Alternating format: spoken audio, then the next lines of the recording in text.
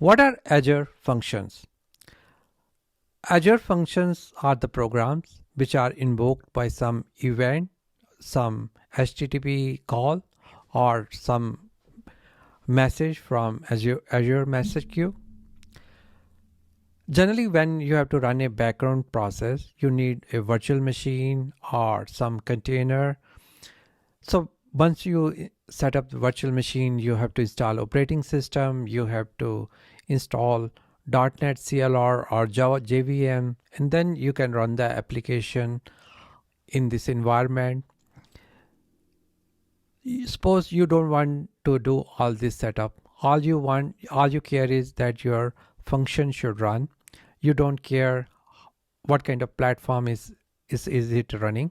So there it comes Azure Function. Azure Functions are the functions which you write.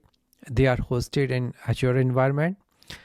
These functions will be invoked by some event, some HTTP call, or some message in message queue, or some other Azure resources. So when these methods are activated, they will allocate the resources, what are the resources required to run the process, and when they are done, they will deallocate the resources. So this way you are charged only for the CPU, only the time when your process is running. You don't get charged when your process is idle. Generally, when you are hosting yourself, you have to take care of the maximum load. You have to, there could be some peak hours. So either you have an option that you have to have the maximum hardware capacity infrastructure to do the maximum processing, and some of the resources could be idle during non-peak hours. But using Azure Function, you get scalability out of the box. That's the beauty of cloud environment. You can scale it when the demand is very high, and you get charged based on the processing. There are going to be days when processing is more, you will be charged more.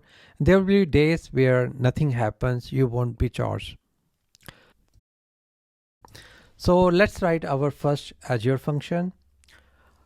Let's go to portal. I am using sandbox, which come free. You won't be charged. You can write your app, and when this sandbox is gone, all these things will be gone. So let me select the resource group which is learning. Let me give some name which is not available. I'm going to give some demo function, put some number so that this function app is unique.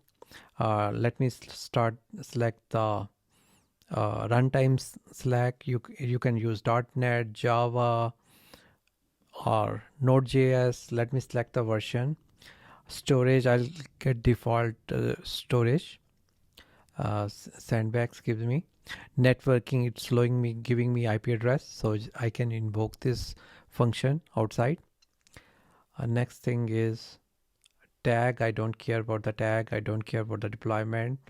Let's go ahead and create our function app.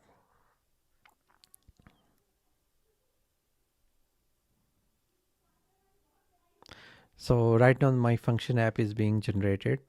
As I discussed Azure function, as I discussed Azure functions, they will allocate the resources as they need. So the resources are being generated, allocated. Okay. Now I can create a function.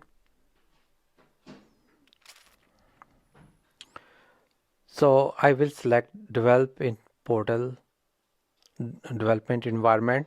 So I'm going to write my first function, Azure function, in the portal itself.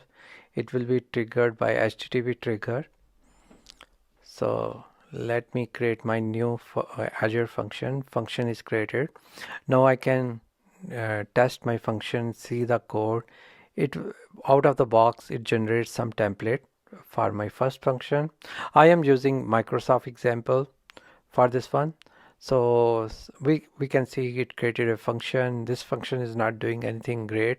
It's just taking the name from the body, And if you don't give the name, it gives a simple message that HTTP triggered function executed, pass a name, and when I pass a name it get personalized. Let me copy the URL, and now in my browser I will paste this URL. You don't see the URL on the top. So when I posted the URL, it's giving me the journal message, the HTTP triggered function executed successfully, pass a name. Let me pass a name. So ampersand name, I'll give my name Vikas. So it's giving me hello Vikas, the HTTP triggered function executed successfully. So friends, today we have written our first Azure function. We saw how Azure functions, they run on demand. They are triggered by some event, and you get charged only for the processing, for the CPU time. You don't get charged for the idle time. Thanks for watching this video.